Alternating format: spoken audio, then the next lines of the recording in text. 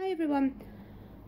I thought I'd come on and make a wee video, just really a wee chat catch up. I'm quite bored today. Well, I'm not bored, I'm just, you know that way it's like, I want to do something but I don't know what to get up to.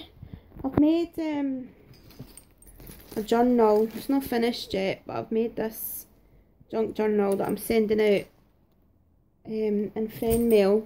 I've done that this morning. And I just made can of pizza, but I don't know what to get up to. My collab starts on Sunday, a Halloween collab.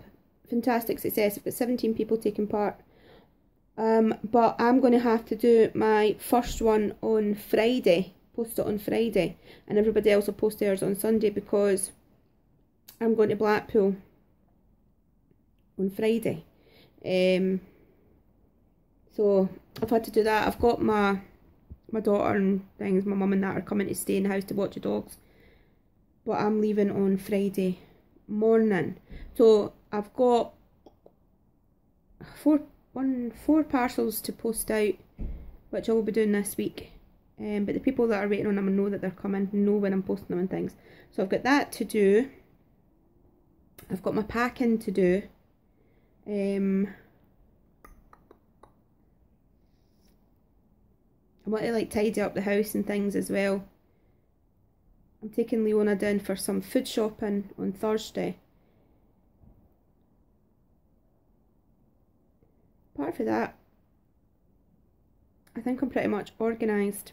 When I go to Blackpool, I'm going to try.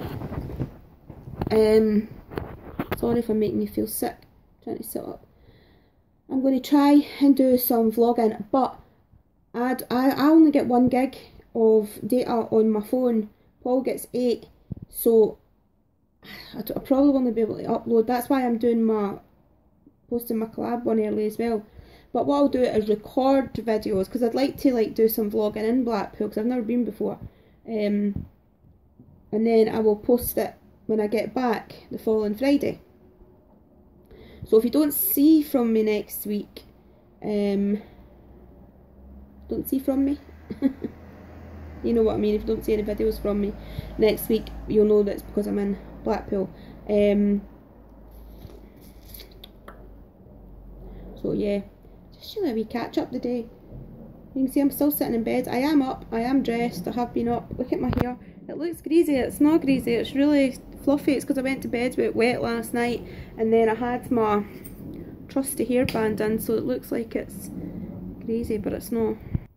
I've discovered a new way to coffee dye my papers, and well, I'm still coffee dyeing them, but instead of soaking them in a tray of coffee, I've got a bottle full of coffee, like obviously watered coffee. It was hot coffee, but it's cool now obviously. And I put them in a box and I spray them all with the coffee. I spray one side and lay the next sheet on top of it, then spray that side, next sheet. So I'm doing like 30 or 40 at once. And then I'm using the Dilutions pink spray to do it so that it looks like it's food coloured. So that's working out really good. If you want, I can do a video about that. So if you want to see how I do my papers, and then I'm just letting them air dry. I've not been putting them in the oven, I've just been air drying them. It doesn't make them as crispy, but it's still nice. It still comes out really good. What else was I going to say? I'm looking forward to Blackpool. I am really looking forward to it, but I'm nervous. I'm really nervous. I'm quite scared. It's a 3-hour drive. And I've said to Paul, like, I'll drive an hour and a half and he can drive an hour and a half. But he said to me that he'll drive the full way, and I think it's because he knows that I'm nervous. But I'm worried about the crowds. I know Blackpool's going to be really busy, so I'm worried about that. Paul never leaves my side. He's really good. He always makes sure that I feel safe. And I don't think I'll be as bad. See, I'm only worse, like, if I'm outside, the times that I'm at my worst are as if I'm in a place that an ambulance can't get to. Because one of my things that I cling on to is if I have a really bad palpitations in the street, or you know, I feel unwell and I need an ambulance, and if the ambulance can't get to me, that's when I start to feel panicky. If I'm in a precinct, or if I'm in like a shopping centre or things like that, that's why I didn't feel comfortable. I just will avoid it at all costs. I don't like going on to like walking the dog on tracks that the ambulance can't get to and things like that. It's just part of my anxiety. I didn't want to go into a big rant about mental health. I know a lot of you guys like it when I do this, and it helps a lot of you. It helps me talking about it a bit as well, but I know I've got absolutely hundreds of emails saying how much me talking about it does help you guys. But my diagnosis, well, I've got a few diagnoses actually, but one of my personality disorders is, well, it started off years ago, it was borderline, but now it got changed to emotionally unstable because they changed the name of it. Now, I believe that everybody is borderline, we're all on the spectrum, but when you really do have a personality disorder, emotional personality disorder, I grew up thinking that everything was worse for me, people were with me or against me. When myself and Paul went through that bad time in 2010, I was in bits. I mean, I've seen people's marriages break up and bad things happen to people, but I mean, I actually reacted as if the world had ended. I screamed the place down for days. I was in agony. I was really badly self-harming. I was self-abusing with drink. I was just really bad. I was just really, it's as if somebody else sees a molehill, I will see a mountain. And the doctor explained to me, my psychiatrist explained to me, that it's just the way that my brain processes things. I find it really difficult to cope with emotions. It seems like everything is massive. I'm always questioning Paul, do you love me? Do you love me enough? And I mean, he shows me so much attention all the time. But I'm a good enough. Why are you with me? Why do you not go and get somebody else? I'm always questioning him. I'm always questioning myself. I question the way I look. I question the way I feel. I do take a lot of medication for it, but a lot of mental health, you have to be able to help yourself. No matter what you do, no matter what, medication does help, without a doubt. It definitely does help. But a lot of it has to come from within as well. So I'm looking forward to Blackpool. But last year when we went on holiday, we went camping and I had a horrendous time, honestly. I wanted to come home every minute of the day. I had really horrendous palpitations all the time. We were in a tent as well, and it was raining, torrential, constantly. And the tent that we have, you can't stand up in the middle of it. It's just one of these wee ones that are like, it's like a 6-man, you get 3 people on one side and 3 people on the other. And you can't stand up in the middle. So we had me, Paul, Kane and Ellison, and the 4 of us were staying in this wee tent. Every time I lay down, I was having palpitations. I was just absolutely, it was horrendous. I really wanted to go home. And it was just, I don't know, I was in just such a bad place. And I didn't want to go down to Blackpool and ruin the holiday. We've saved really hard for this holiday. I mean, it would have been cheaper going abroad, to be honest. This is the last UK holiday that we're going to have. The reason I kept booking UK holidays is because I was scared to fly. I'm not scared of flying, it's something, I don't know guys, honestly, it's really hard to explain. You're probably sitting there thinking, what on earth is she going on about? But it's not the fear of the plane or the fear of flying, it's the fear of being in the air and not being able to get help to me. And the thing is, nothing ever happens. Palpitations are scary, really scary, they absolutely terrify me, but, sorry, they can be dangerous. You get them checked out, make sure that they're not a symptom of something else. Mine are a symptom of anxiety. And when I'm at my worst, I can get them every 5 to 10 seconds for days and days and days. And it absolutely, honestly, I'm worth nothing. I feel like, well, that's what happened in 2010. And it got to the point where I was lying in bed and I couldn't turn from one side to the other. I was so terrified. I was wet in the bed. I just couldn't do anything. And then eventually the blue lighted me in the ambulance through to the hospital and I got admitted for 6 weeks. That was the first time that I had been admitted to the hospital. I've been admitted lots of times since then, but I just didn't want to let anybody down. Do you know what I mean? Everybody's looking forward to it. We've saved so hard for it. Like I said, this is the last UK holiday that I'm going to book because it's just ridiculous. I mean, the amount of money it's cost. I actually got the caravan for about £700 because I paid it up over the year. Over monthly, you pay it monthly with Haven. But we've saved up about £1,500 spending money because Blackpool is so expensive. And I think for that amount of money, do you know what I mean? We could have went abroad. However, hopefully next year, well, I say next year I think we're going to get all the back garden done, which is going to cost a fortune because it's a mess out there now. You've probably seen it on one of my videos. It needs totally landscaped. So Paul done my last house that was at, he landscaped that one. Since he had his heart attack in 2013, he's not really supposed to like do heavy slab lifting and things like that. So, and I didn't want him doing it, so I'm going to get a company in to do it. So obviously it will cost more money. It'll get done quicker though, so that's a good thing. Not that I'm saying anything bad about Paul, because he does really try his hardest. He's out working full time all day, and then he was coming in and doing the garden, and I didn't want that. It's too much for him.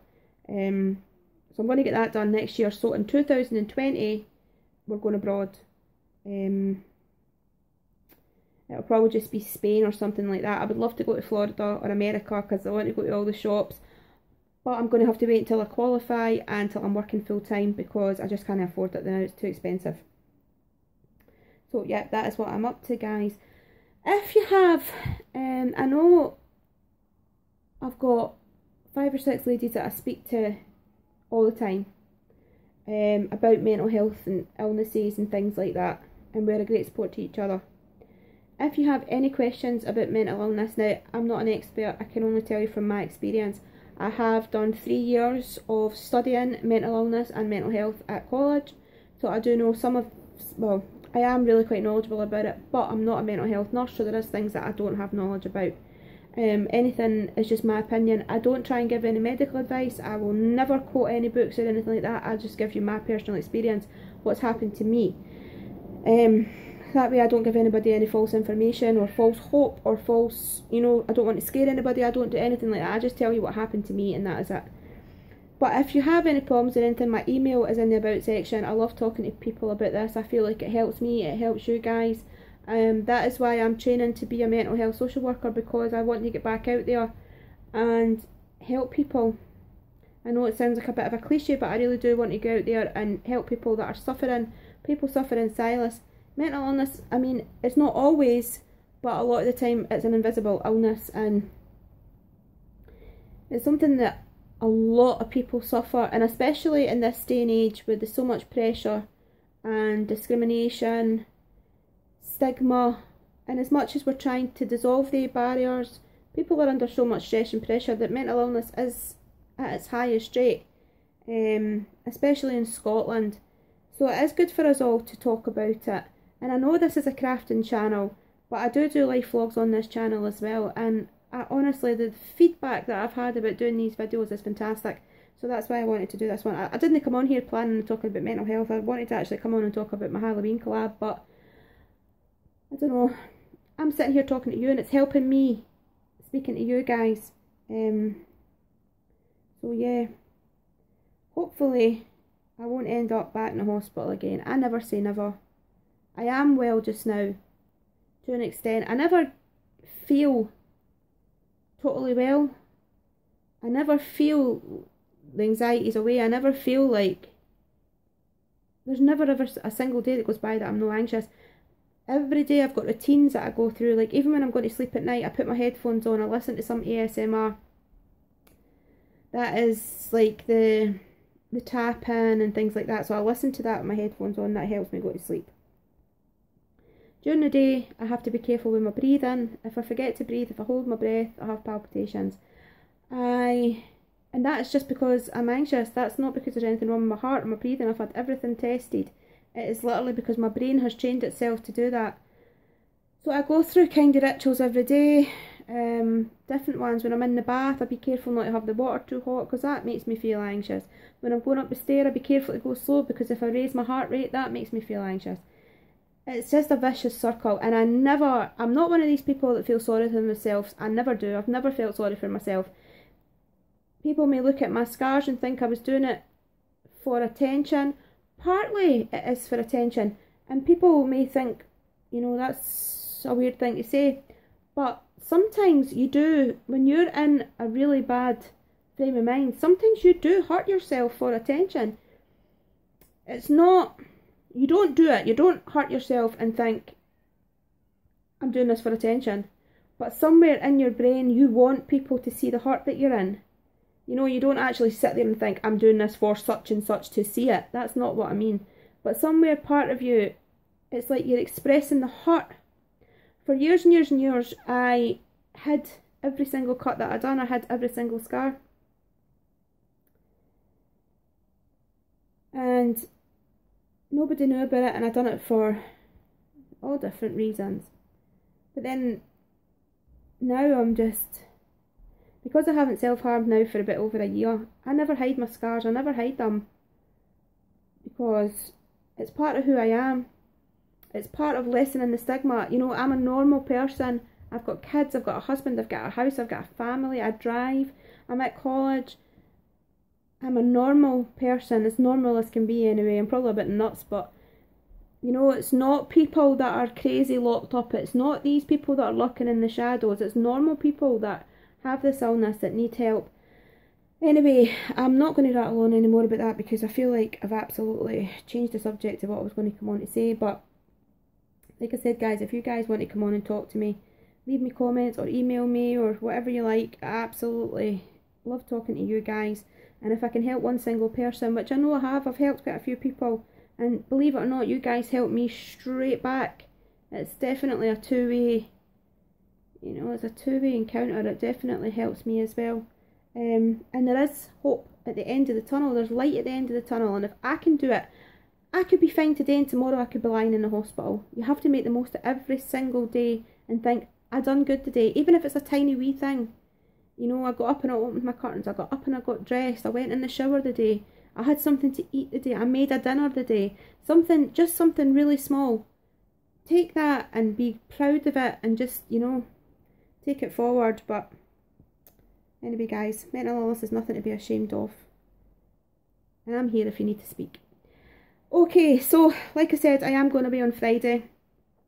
I am really excited. I am. I don't want you to think I'm not excited. I am really excited. I'm just worried. But I plan to go down and absolutely have a ball. And like I said, if I do get anxious, I'll tackle it when I come to it. But I am really looking forward to it. I'm looking forward to going shopping as well, see what kind of crafty things I've got down there. I went to Primark yesterday for the first time in a long time. I hate that shop. It's too busy and it's too warm. But I picked up some jumpers and shorts and things from Primark. Just holiday things, you know, not things that you would wear constantly all the time. I mean, you could, but I like to get new things for holiday, so I got a couple of new bits and pieces for there. So did Kane.